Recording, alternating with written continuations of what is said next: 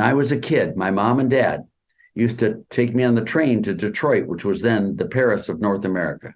The train station in Detroit, Michigan, was the Taj Mahal. In 1950, Detroit's population was 1.85 million. Today it's 600,000. The place looks like a bomb hit it. It takes a long time to create a prosperous society, and it takes a long time to destroy it. But believe me, that's exactly what they're doing right now. We're talking about the implications of the debt ceiling deal, the growing U.S. debt and deficit levels, tax reform, and income inequality with our next guest, Arthur Laffer. Dr. Laffer, known as the father of supply-side economics, is recognized for the Laffer Curve. He served on Ronald Reagan's Economic Policy Advisory Board and was awarded the Presidential Medal of Freedom.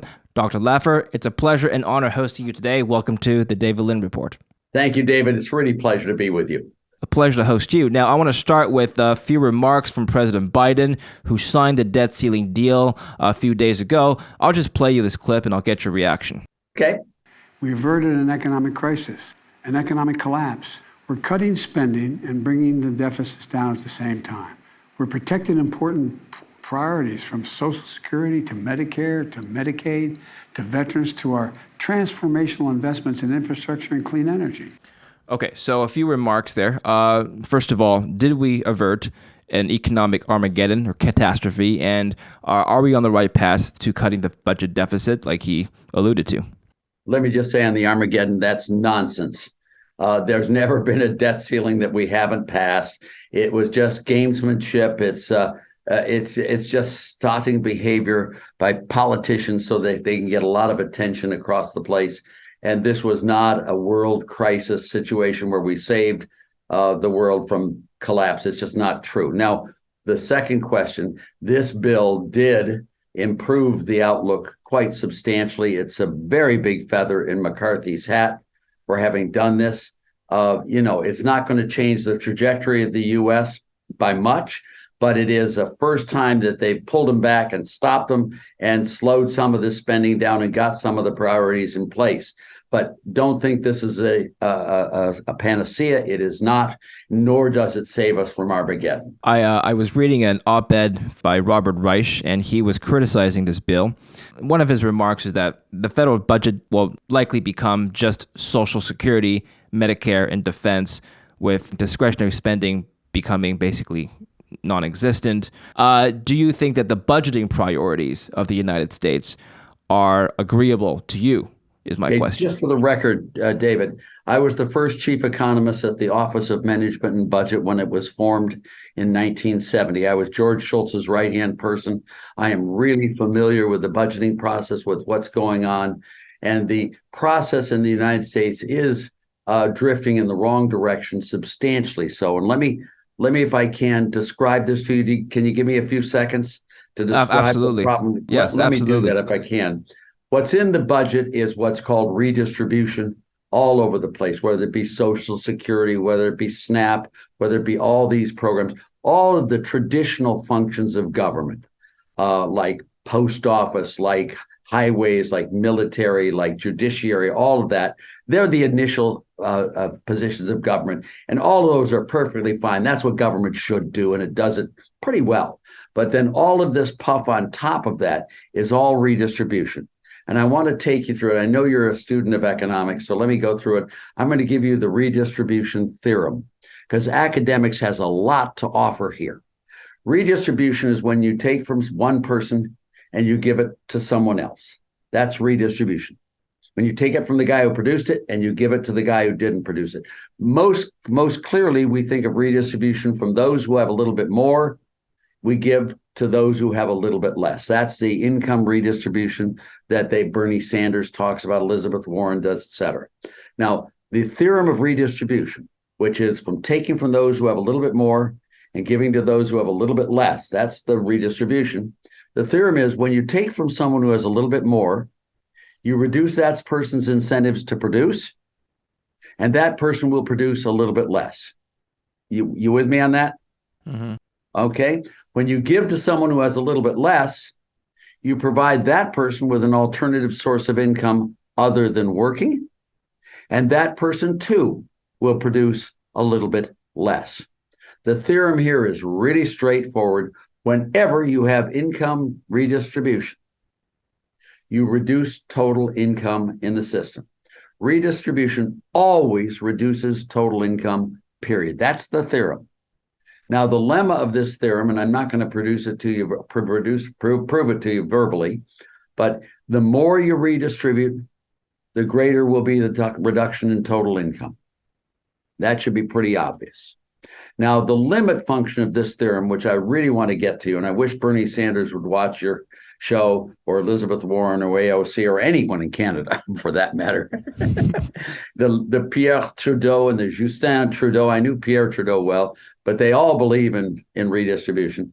The limit function, which is delicious, it's got a spicy flavor, it's really good. If you were able to redistribute all income so that everyone came out exactly the same, David, all right? If you were able to do that, there will be no income whatsoever. Let me describe it to you literally.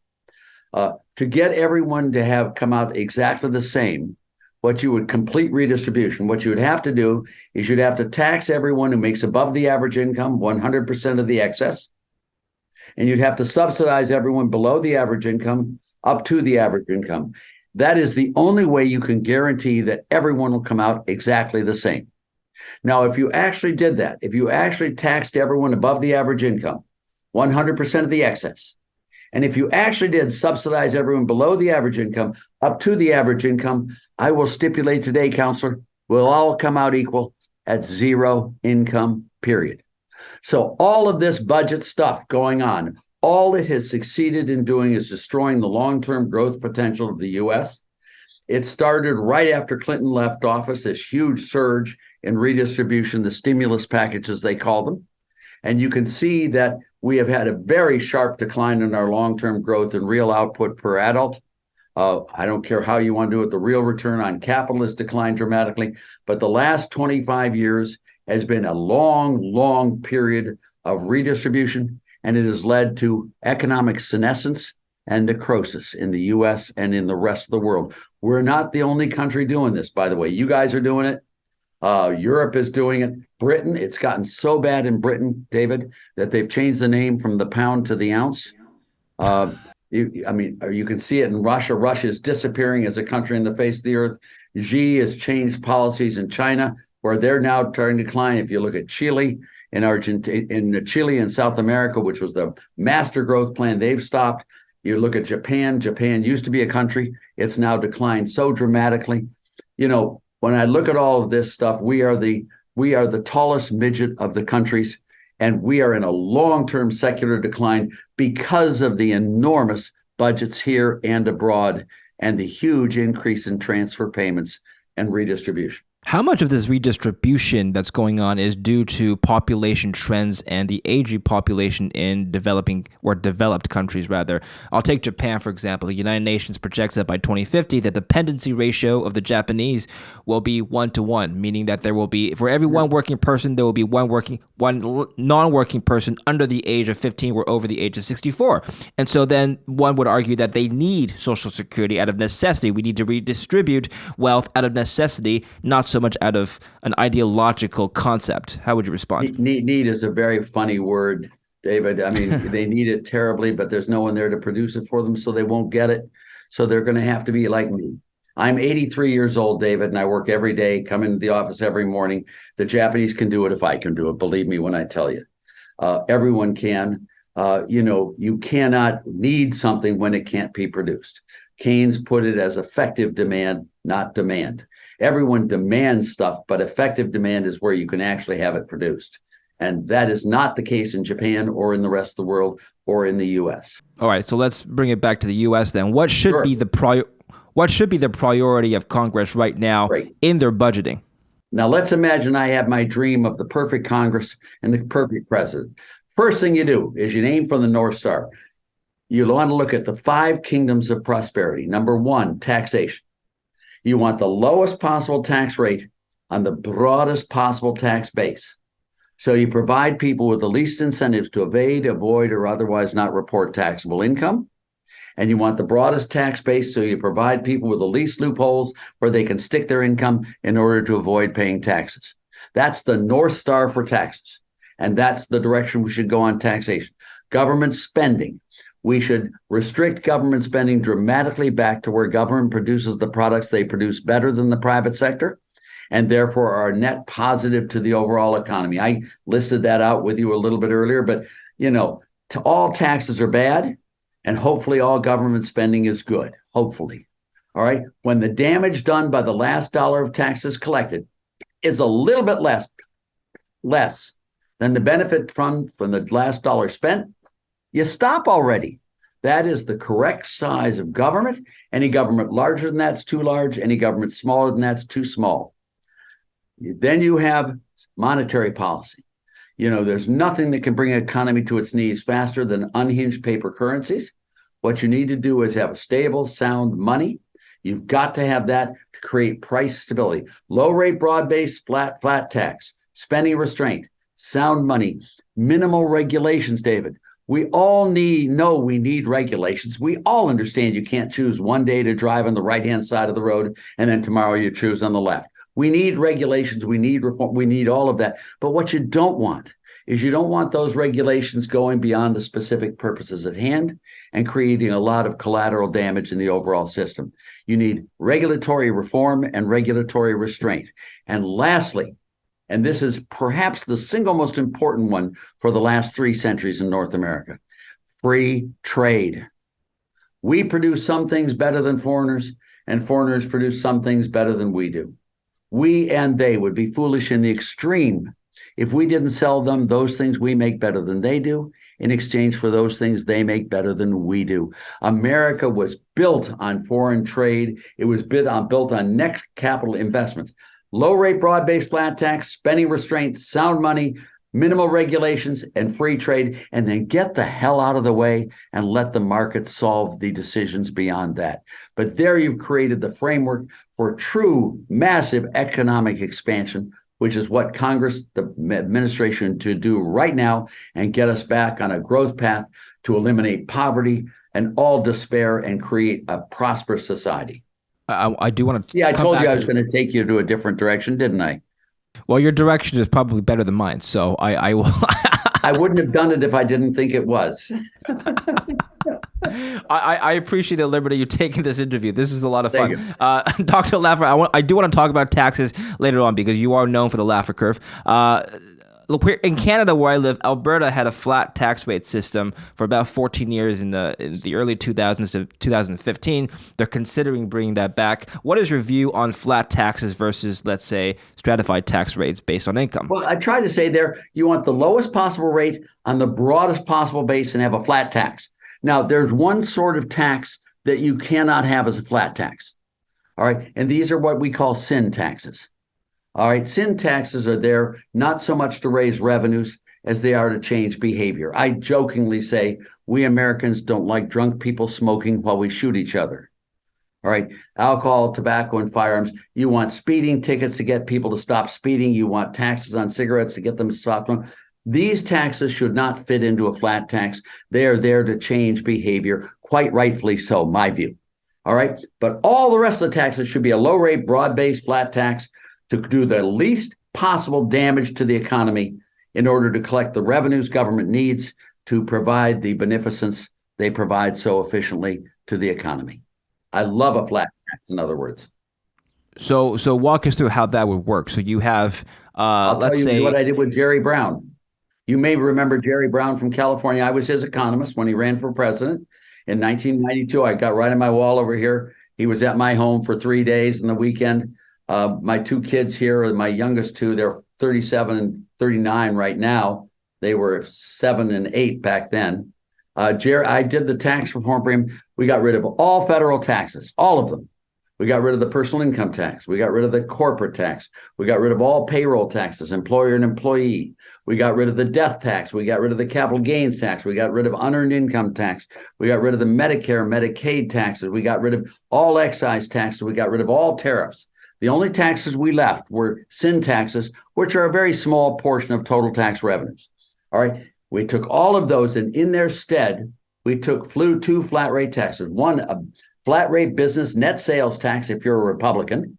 If you're a Democrat, it's called a value added tax. and a personal unadjusted gross income tax where you had a flat rate from the first dollar to the last dollar.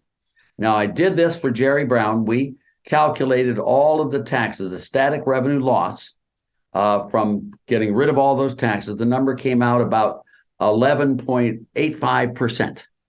I rounded that up to 12%, and Jerry Brown rounded it up to 13%. We had two 13% flat taxes. That was it. No other federal tax in the system. If that had been put in, we came in second in the race against Bill Clinton in the Democratic primary. And if we'd have won with that, you'd have seen rocket ship America go. We'd be selling cars into central China. I mean, it would really get this country going. That is the flat tax I would like to see us do. And if we put that in, it would be just an amazing miracle of prosperity. Wouldn't that be an unpopular, I'm just throwing out a devil's advocate here, wouldn't that be an unpopular policy because the middle to lower class would complain that the wealthy are paying the same tax rate as them? Well, right now, the wealthy are paying a much lower tax rate than them, so I think they would see it as a benefit. Warren Buffett's income in 2010, according to his letter to the New York Times, was about $12 billion, and he paid $7 million in taxes. That's 0.06% of his income. No, I'm using the Haig-Simon definition of income, which any reasonably well-trained economist would understand what that is. That's the correct tax base. We should have a low rate flat tax so he doesn't figure out all the tax shelters and all that. By the way, he does it all legally. If you saw the ProPublica piece on all the rich people who don't pay taxes, and they don't. And the reason is they use all the tax dodges and loopholes, all the legal ones, to do it there. They have the ways and means to hire lawyers, accountants, deferred income specialists, favor grabbers, lobbyists, etc. So they get all the advantages that other people really can't do. And therefore, if you had a low rate flat tax, there'd be no incentive for any type of tax shelters or dodges. Well, a lot of Americans are concerned about income wealth inequality and the wealth we gap. all are. Yes. Is it a priority for the government to either reduce this wealth gap or put us on the right track to have the private sector reduce it? And if so, what are the measures that we need to take? Well, let me just say, I think inequality is the incorrect way of describing it. Let me, if I can describe. Inequality can be reduced dramatically by the poor getting richer and the rich getting poorer. And that's a good argument. But income inequality can also be reduced dramatically by the rich getting poorer, but the poor getting poorer only a little bit more slowly. Now, in 1928, the average income of the top 1%, from 1928 to 1932, the average income of the reported income of the top 1% fell by about 70%. Now, the income from the lowest group fell a lot too.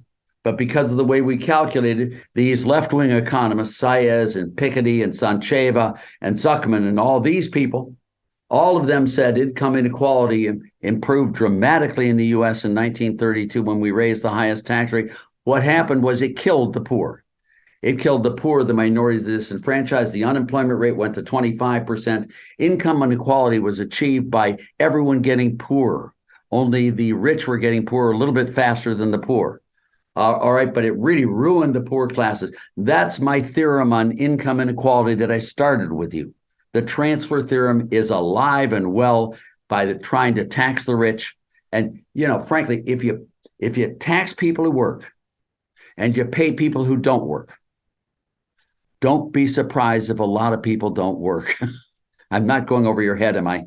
Is there a relationship? No, I'm following you so far. I understand the theory, but I think some left-wing economists would argue that there may be a relationship between the Gini coefficient and the living standards, which is to say that the lower the Gini coefficient, the lower the income inequality, the higher the living standard. Certainly, we've observed this in some Scandinavian countries. That's absolutely not true.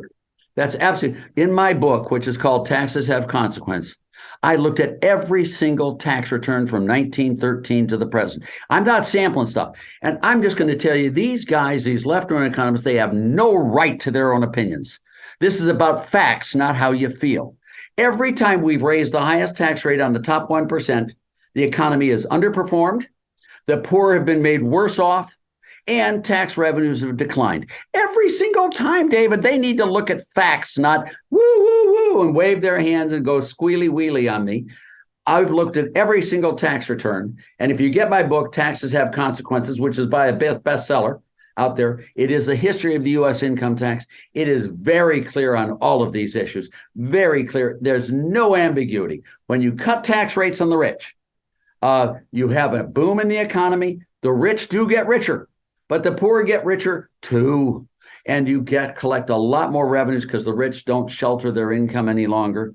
They actually earn it, and they pay their taxes fair and square. Is that the principle behind Ronald Reagan's trickle-down economics principle, which is that the rich trickle down? They meant that as a slur against me. But the truth is, of course, that's what it is. You know, Jack Kennedy put it so beautifully, David, that no American is ever made better off by pulling a fellow American down. And we're all made better off if any one of us is made better off. And then he used the line that I used with Reagan. A rising tide, it raises all boats. Rich boats, poor boats, all boats are made better off with a strong economy. You know, Kennedy also said it this way as well. Let me just not paraphrase, say it. The best form of welfare is still a good high-paying job, for God's sakes. Benjamin Hook said it about black employment. He said, blacks are hired last and fired first. The only way we're ever going to keep jobs and have jobs is there's so damn many jobs around, they have to hire us. And economic growth is the sine qua non of prosperity for all groups of Americans, all groups. And so therefore, low rate, broad-based, flat tax, spending restraints, sound money, minimal regulations, free trade, you get out of the way and the economy will create prosperity like you've never seen. Can you just illustrate this point by giving us an example or two of how the wealth transfer mechanism works, such that if the wealthy get richer, the poor also get less poor? Well, very easily. You can think of it as, have you ever been hired by a poor person? You know, no, if you create economic growth, I suppose you're right. I mean, if you create the one thing that our societies have really created are rich people. You know, we're no different than Ethiopia genetically. We're no different than any African country, any Asian country, any European country. We're all human beings. We all are very similar. We all work together and rely on it together. The thing that's really cool is all of the new developments, all the jobs are created by profit seekers, by people who are trying to make a profit, by people trying to increase their income. People don't work to pay taxes, David. People work to get what they can after taxes. It's a very personal and very private incentive that motivates all of us. Even socialists work for money. I had a handful of $20 bills at a Bernie Sanders rally when they were all screaming and hollering Fabian socialist slogans. And I threw the $20 bills up in the air. 20 seconds later, they were all picked up. All of them. Even socialists respond to incentives. I saw two socialist guys standing there next to a very pretty girl. Do you think they wanted to share? No, no, no. They are as greedy as any one of us. And these guys just talk trash, but they live in the supply side universe. You say any commie walking down the street and $100 bill is lying on the street, that guy's going to bend over and pick it up. Believe me when I tell you that. Surely you've been approached by people who have argued that the Scandinavians have it better than us. Look at them and their living standards. They've got wealthy people everywhere, let's higher tax rates on average. You mean Sweden, that has the lowest capital gains and corporate tax in the world, has no death tax, has no gift tax? You're talking about that country? You're talking about a country that has its pension fund fully funded? You're talking about a country that Denmark, that is probably the most free market pro-growth country in the world? And you're saying they're socialist countries? I don't think so, David. Not this planet. Fair enough. So, Dr. Laffer, sorry, I don't mean to, but I'm taking my message to you because I love the questions you ask, and I'm pulling it out of your shell, aren't I? I understand your point. Ask me about the inner cities. What would I do in the inner cities? Let's take the inner cities in the U.S., and I'm not going to talk about Canada. I'm from the south side of Chicago. Sure. My story is that when I left the University of Chicago and went to the University of Southern California, my old neighborhood was no longer integrated. Let me tell you what we do. We as a country give welfare payments to poor people in the inner cities. All right. They get all these welfare payments, child development credits, all this rent subsidy. I could go through all of this stuff. A single mother in Philadelphia today with two children, all right, if she has a job that pays her $29,000 a year income, if you add up all the after-tax income she gets, okay, and then you add up all the social welfare benefits you get her total spending power making $29,000 a year income. Now, as you know, the less she makes, the more they give her. The more she makes, the less they give her. If she decided to get gumption and really work hard and double her income, she goes from $29,000 to $58,000.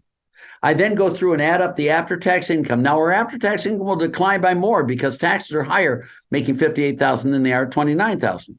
And also at $58,000, all of the welfare payments are going to be withdrawn. If you look at her after-tax total income, it is the exact same as it was at $29,000. She faces a marginal tax rate between $29,000 and $58,000 of 100% taxes. It's a poverty trap. We've caught that woman in this trap, and she can never get out. It's a ceiling there. What I would suggest is we make enterprise zones where we have tax-free zones in the inner city, just what I wrote for Reagan and for Kemp.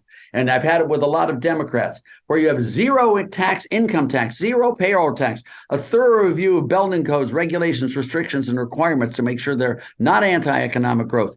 Make sure you get rid of the teenage minimum wage. These kids in the inner city, they cannot earn $15 an hour, David. No one's hiring them.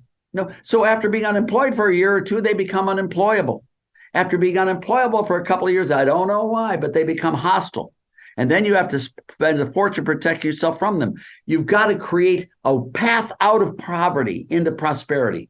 And that's you got to do with a low rate, broad-based, flat tax spending restraint, and let these kids have a chance at our prosperity. Look at how well-dressed you are. I mean, look at it. It's wonderful being prosperous. These kids deserve a chance at it too. They have been bypassed because of the poverty trap put in by Saez and Piketty and Sancheva and all these others, and they've ruined the society. I think a lot of people would applaud you for providing an opportunity for the poor people to prosper. But let me propose one solution that's one step further, which is no income taxes at all. Some countries in the world follow this model, the UAE, for example, and the government collects revenues through their own government-owned, state-controlled enterprises. Yeah. How do you feel about this model? I feel fine. Okay, I'm not arguing whether it should be government control of the means of production or private control. I personally prefer private, but that's not where the argument is here. I want to make it so that a person has incentive to make his income higher or her income higher. I want to make it so a person has incentive to hire an employee to bring that. There's a wedge driven between what it costs you to hire someone and what that person receives after tax. If you raise the tax, what you receive is not what you get to keep after tax, but it's what the company has to pay. The difference in wages paid and wages received is the key thing to look at to describe prosperity. And that wedge between wages paid and wages received, but profits paid, profits received, that wedge has grown dramatically and is leading to a decline in prosperity the world around. And we've got to reverse that, David, or else your kids and you are going to have one hell of a time when you're my age. I'm 83. I'm going to take off from this place pretty soon, but you're going to be hanging around for a while. And you're going to have to live with the goddamn seeds that you're planting, that these lefties that you're listening to, they are just creepy. They don't, have you ever heard of a country being taxed into prosperity? Have you ever heard of a poor person spending himself into wealth? It's stupid in the extreme. You have to be a Harvard professor to believe that nonsense. Well, first of all, you're 83, but you've got the mental sharpness of a 25-year-old. I don't think you're going anywhere anytime soon. The Winston Churchill comment on that is, when youth departs, may wisdom be enough. And I'm really glad I'm not 25. I don't want to chase girls any longer. I'm through with that. Well, Dr. Laffer, was it true actually that you drew the Laffer Curve on a napkin with Rumsfeld and Dick Cheney? Is that Yes, a myth? That is true. I did it with many, many others. Have you ever told a joke that everyone laughs at? I can't think of one off the top of my head. Well, let me just say that once you find a joke that works, do you only tell it once? No, you're right. Once the people see the Laffer Curve, I probably did it on a napkin. probably did it on a napkin 50 times in a year that year. So I did it with Rumsfeld, with Cheney. When the curve goes to zero, it says government revenues decline to near zero as well. Is there no other way for the government to raise revenues than besides taxation? I got to go back now. Implies. I've got to do the redistribution theorem with you again that I started the session with you on. Yes, governments don't create resources, they redistribute resources. And if I give you stuff that you didn't earn, I have to take that stuff from people who did earn it. And if I take 100% from the people, if everyone who works and produces receives nothing, and all those who don't work and don't produce receive everything, what do you think will happen to the economy? It will go to zero. That's the redistribution theorem. That's the limit function that I went through. Well, is there an optimal tax rate right now such that government revenues? There's a maximal tax rate. And it depends on the size of the tax base. It depends on how long you're willing to wait. It depends upon how many loopholes are in the tax. Yes, what you want to do is ultimately, if you build a factory based on a presumed tax rate of 10%, and you just put the last brick in there, okay, it's just finished your factory, and they pop that tax rate up to 90%. All right, now you're not going to tear your factory down, but when things wear out, you're not going to replace them. It takes a long time to build a capital stock, and it takes a long time to destroy it. But believe me when I tell you, it does get destroyed. When I was a kid, my mom and dad used to take me on the train to Detroit, which was then the Paris of North America. The train station in Detroit, Michigan, was the Taj Mahal. In 1950, Detroit's population was 1.85 million. Today it's 600,000. The place looks like a bomb hit it. You know, it takes a long time to create a prosperous society, and it takes a long time to destroy it. But believe me, that's exactly what they're doing right now. Do you think the advent of artificial intelligence will create prosperity or harm it? If it's done well, if the government gets its damn hands out of it, it'll create a lot of prosperity. There are lots of jobs we really don't need people doing, and we can get all the benefits of it without them doing it. But if those people don't do their jobs, and employment would rise, right? That's one argument. No, it won't. They'll do something else. Do you think we need buggy whip makers today? What happened to their employment? Is there a huge number of unemployed buggy whip makers? Productivity does not create unemployment. It creates a change in the composition of employment.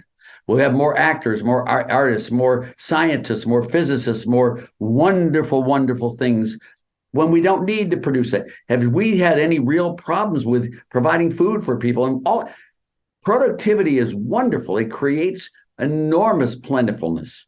Some people have argued for UBI, universal basic income, precisely because there may be a spike in short-term unemployment as people get laid off. Why in God's name should we give someone income for not working?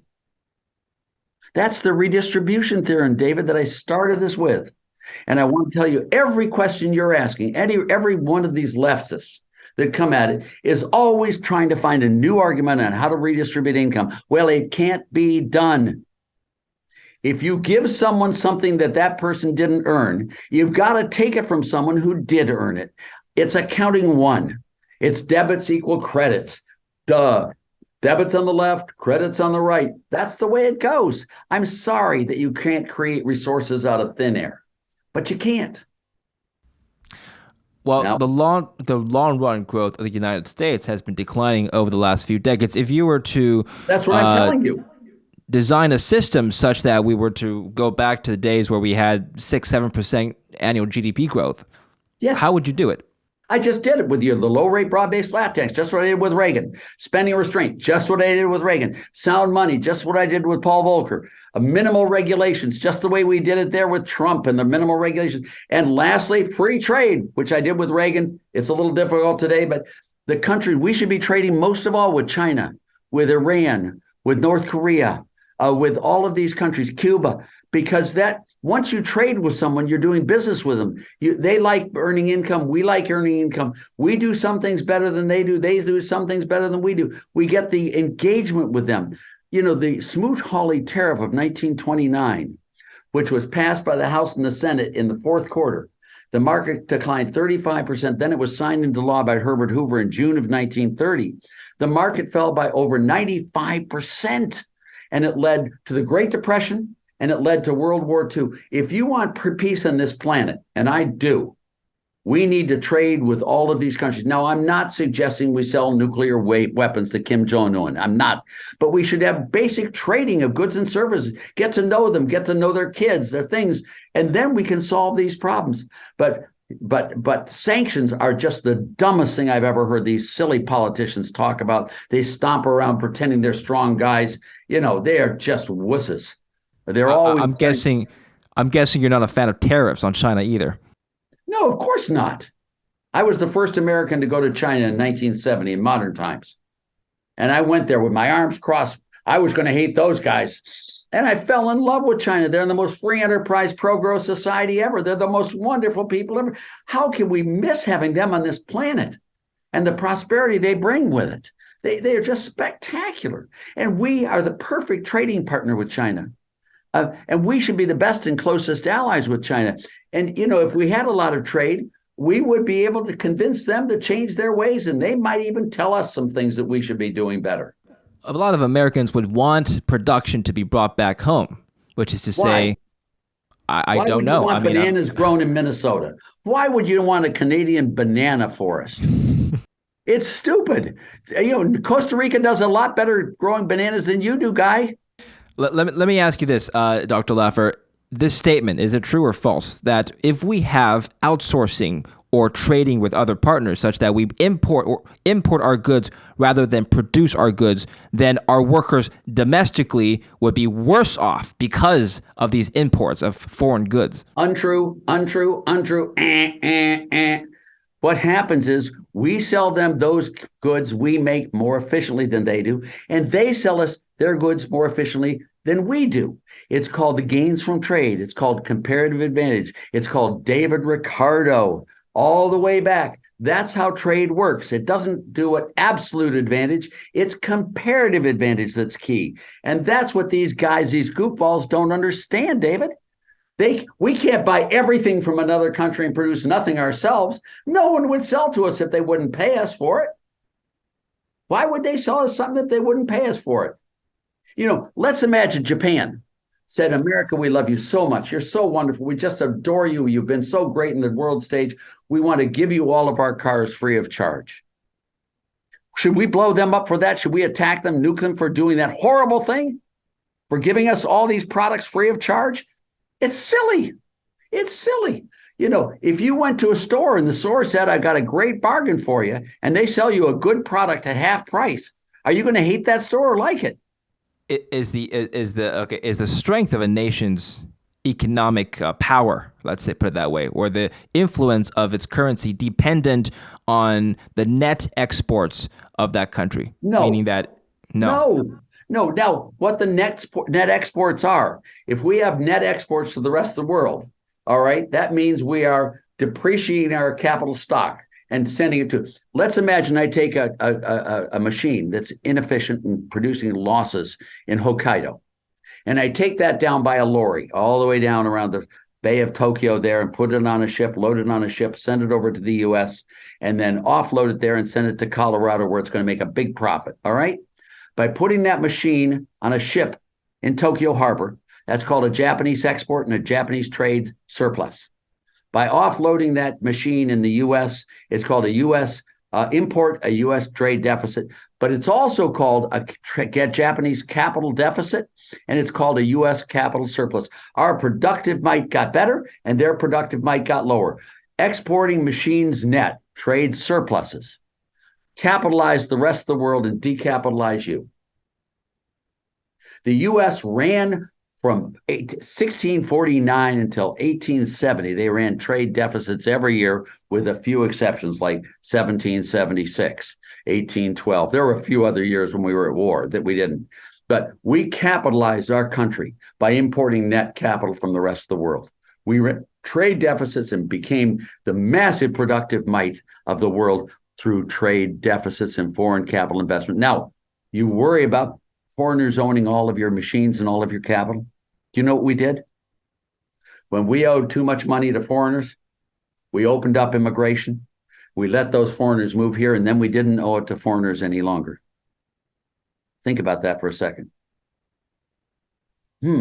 All the capitalists moved here, and then we didn't owe it to foreigners. There's no difference. If you own money to a Nisei or a Sensei in California or an ethnic Japanese, it's just to a person. It's not the government's business whether you borrow or lend from a foreigner.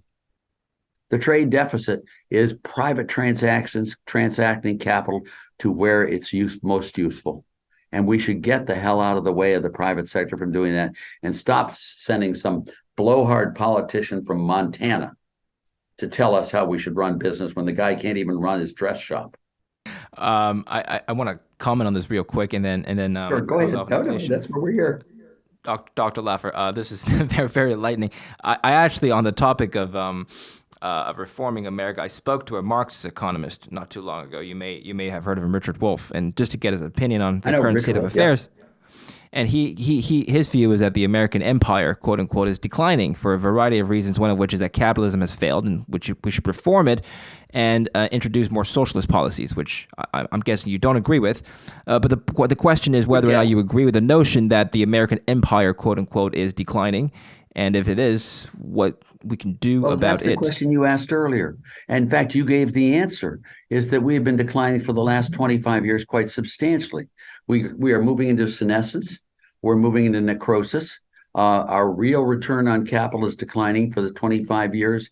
If you look at real GDP per adult or all of these things are all showing the decline because of the increase in government spending, because of the increase in transfers, because of the increase in debt as a share of GDP, from the increase in taxes in the overall system. That's what about our political influence abroad? Our political influence abroad is declining. Let's take Ukraine, okay? Let's you and I just why not hit on the sorest nerve of all right? I'm going to quote Jack Kennedy on this one too. The best form of defense spending is always wasted. Whenever you are in a situation where you are required to use your military hardware and prowess, that is a clear sign that you did not spend enough before. Putting locks on your doors is not wasted money. If we'd have increased our defense spending dramatically so that we were all powerful, believe me, Russia never would have thought of entering Ukraine. If Donald Trump were still president of the United States, Russia never would have gone into Ukraine. Strength is there so that you don't use the weapons. Why do cars have brakes? So you can go fast. Why do you have a defense budget and a big military? So you never have to shoot anyone. Do you follow me? Please understand, preventative spending is wonderful. Now here we are blowing up all this stuff in Europe, killing thousands of people are being killed daily over there all the time. That did not have to happen. If we'd have had a good, solid defense budget and a strong country, Russia never would have invaded. Why did we have World War II? Well, have you ever heard of Britain's weakness? Have you ever heard of the U.S. unpreparedness? We were isolationists back then. We had no military. Well, now, thank God we had enough time to be able to build it. But you have a strong military so you don't go to war. You have low-rate, broad-based, flat taxes, so you do provide poor people with jobs, output, and a chance to become wealthy. Economic growth is the answer. It's not a problem. And this guy, Wolff, is just full of baloney. It's, if I can use the old phrase, acres and acres of soap suds and horse manure. Why don't you have him on and let's debate sometime? I'd be happy to arrange that. That'll be a fantastic discussion. And see if you can't get some of your other lefties who want to tax the rich. Let's get them on there and give them my book before you get them on. Absolutely. All right. That should be. I just got a sneeze problem. Yeah. Oh, well, bless you, Dr. Laffer. Thank you very much. Okay. So I'd like to close off on inflation now. First of all, do you agree with the notion that the inflation that we saw in 2020 and into early 2022, peaking at 9.1%. That was a function of solely the increase of the money supply. No, I don't believe that. What else has caused the inflation that we've seen? Surely the slowdown in the economy. If you have a bumper crop in apples, what's going to happen to the price of each apple? It's going to go down. If you have a pandemic of apples, if the apple trees have a drought and they produce very few apples, what's going to happen to the price of each apple? Right, it'll go up. Good. If you have a bumper crop in the production of goods and services, if the economy booms, if output doubles, what's going to happen to the price of each unit? It's going to come down. If you have a shortage of goods and services, a recession, a depression, a contraction, so there are very few goods and services around, what's going to happen to the price of each of those goods and services? It's going to go up. There is nothing like increasing the supply of a product to bring its price down. That's Econ 1. Why don't these guys understand Econ 1? If you increase the supply of goods and services, the price is going to come down. If you reduce the supply of goods and services, the price is going to go up. Duh.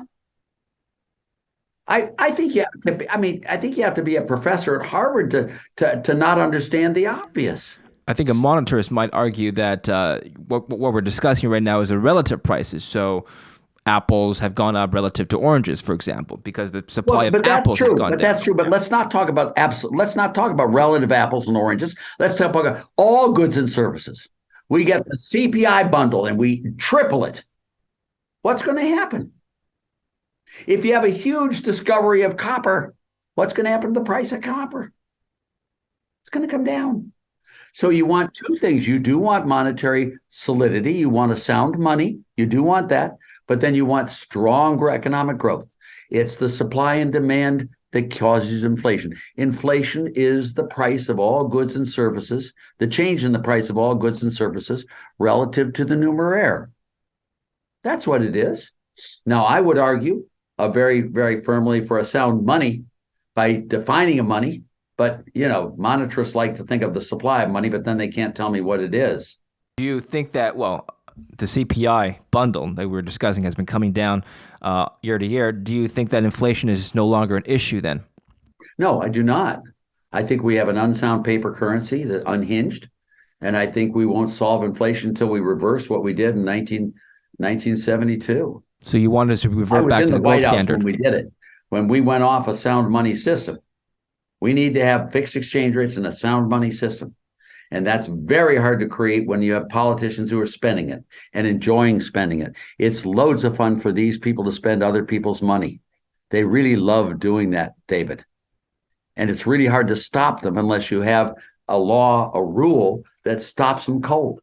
And we don't have that anymore. We have an unhinged paper currency, and the dollar is being replaced on the global scene. And that's why we have cryptocurrencies. And I'm very excited about cryptocurrencies replacing government monies in due course. Oh, really? Okay. How would that? Yeah.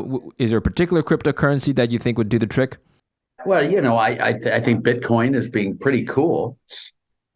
But what you have is a limited supply of Bitcoin, and you have a non-notified. You have a currency that doesn't trace who owns it, who uses it. Everyone uses it. You can't trace who earned it. That's exactly what we needed. Before 1913, we all had a private money system in the U.S. completely. Now, we had government minting coins saying a 1 ounce gold coin was $20 and a 1 ounce silver coin was $1. That we had, but all the banks, all the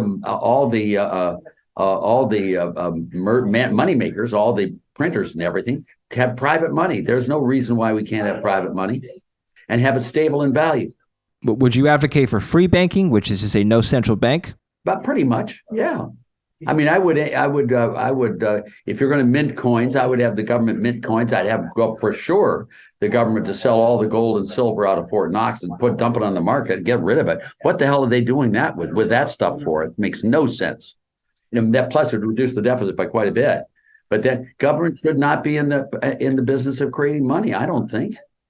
I think these crypto coins, if allowed to go of cryptocurrencies, if allowed to proceed, could well replace an unhinged paper dollar. And if you think the dollar's bad, you should see the rupee. You should see some of these other currencies. My God. Don't you agree with me? A lot of people do agree with you. I mean, that is No. the principles of. Get the lefties in here. Let's have a debate on your show, David. Let's have I would get me Sias on here. I'll take that guy. It's just facts, David. All we're here is facts, not Right. opinions. And I can tell you what the facts are about taxes. We have every single tax return. We know what the rich reported. Now, that's not income. What they reported is what the IRS describes as their income. But there's a lot that they can do before they report income that is income. For example, increases in unrealized capital gains. That is income. Yes. Please continue. And they don't count that as income in the IRS. And then these guys, Piketty, oh my God. What the travesty he doesn't commit with data doesn't exist. And to think that once the French did have great economists, do you know that there's not a French word for entrepreneur or laissez-faire? What do you mean? What do you mean by that? The French don't have a word for entrepreneur or laissez-faire. That's a joke, David. God, smile. Yeah, I understand, because there were French words. I was like, what? No, they're not. There's no one who understands that word in France. Yeah, at least I got a little laugh out of you. God's sakes. You were a little stiff there for a while. I was so Canadian. Focused on what Canadian? You were saying. I was listening. It's great Are you a education Canadian? for all of us. You're a little stiff, a little bit squeaky. I love to bring you back and just critique the Canadian government. That would be another episode. I'm not going to do that. Okay. All right. Don't do that. That's your business. I'll give you economics lessons and then you use them in Canada. Absolutely. Well, if they want to. If they want to use these lessons in Canada. Finally, last point, and this has been a great conversation. I have a feeling as to what you're going to say, but I'll ask you anyway. How do you feel about central bank digital currencies, CBDCs? Everyone's doing it. More than 100 countries in the world are developing it. A lot already have. The U.S. developing it. FedCoin is, many people say, it's a matter of when, not if. There are two things I'd like to say. It's about democracy and governments. Democracy is two wolves and a lamb voting on what's for dinner. If you want the best argument against democracy, talk for 5 minutes with the average voter. All right. Now, you really want to let Joe Biden control the currency of the world? Is that what you think is smart? But please, just look me right in the eye and tell me that's the best way to go. And Janet Yellen, I know her well. Her husband was my classmate at Yale. He got the Nobel Prize for the Lemon Laws. You do not want these people controlling your lives at all. Now, let me just tell you about economists in government. I have, ever since the Nixon White House, I've never taken a job in government, not with Reagan, not with Trump. They've all been there. I've advised them all, but I never take a paycheck. And the reason is simple, is once you take a paycheck, you're an employee. And then you've got to do what you're deserving. These people will rebut arguments they know to be true in order to curry favors with their political benefactors. Those are not the people you want running the world. Believe me when I tell you that. All right. Well, you do? Thank you. We'll take that. We'll consider that message to heart. Finally, Dr. Laffer, where can we learn about your work currently? And are you working on a new book? Website if you want to. I don't know what it's called because I have a flip phone. I don't have a computer and I don't do emails. But we can go to the Laffer Center. You can look me up on internets. You can do me on Wikipedia. You can go to the Hillsdale and get my lectures on macroeconomics. You can do all that. I don't think you're going to find any paucity of references to my name. You're a very prolific author. I think your latest title has been released last year. Taxes Have Consequences. Yes, sir. Are you working on another book? You better believe I am. I'm working on the Wealth of States 2. We haven't gotten a good title for it, but in 2014, I released an inquiry into the nature and causes of the wealth of states. which looks at all the 50 states for the last 100 plus years. We have all the data on these people too, all the data. And just to answer the question, what factually happens when you change taxes and all that? It's a beauty. And I'm working on that right now. And I've got another one coming along as well. But that's in the early things and early stages. But I just love this stuff. But isn't it cool? And it's so based. David, look at me in the eye. Two locations, A and B. You raise taxes in B and you lower them in A. Producers and manufacturers and people are going to move from the one you raise tax. People change the location of their income because of taxes. They change the volume of their income because of taxes. They change the composition of their income because of taxes. They change the timing of their income because of taxes. Rich people can hire lawyers, accountants, deferred income specialists, favor grabbers, lobbyists. When you see a group of people hanging out with Obama, don't think for a moment it's a group of street people trying to explain to him what it's like being poor. These are people from Goldman Sachs who are trying to develop new tax things so they can take it back to their company to make new tax loopholes. I'll let you go with that. Think about it. Free markets takes all of this decision making out of corrupt people's hands. And I don't mean corrupt in the sense that they've broken the laws. They change the laws to make sure they aren't corrupt, they aren't broken. But that's not what we want. We want low rate, broad-based flat tax, spending restraints, sound money, minimal regulations, free trade, and then get the heck out of the way. Thank you, David. Thank you. I'm just curious. When you are 83 and you're still writing books, you're still in. What keeps you going? And most people your age have retired. Usually, my heart keeps me going. I have hamburgers. I love hamburgers for lunch. I sleep a lot. I have 6 kids. I have 14 grandchildren. I have 4 great grandchildren. If I can't convince liberals, I'm just going to overrun them. So that's what makes me go. I love doing this stuff. Don't you love doing it? It's a lot of fun, and I learned a lot. I'm sure the audience learned a lot from you as well. It's been a great education, and yes, I will organize a debate with somebody down the line. It would be great. It would be great. Thank you very much, David. Thank you, Dr. Laffer. Thank you very much. Yes, I'm looking forward to meeting with you in person at the next conference we attend. Now, thank you very much. Remember, I'm only going to be there for about 5 hours. So if you aren't there when I'm there, yes, absolutely. Freedom Fest. Dr. Laffer will be there. Thank you very much. Thank you very much. To the audience. And to the audience, thank you for watching. Don't forget to subscribe.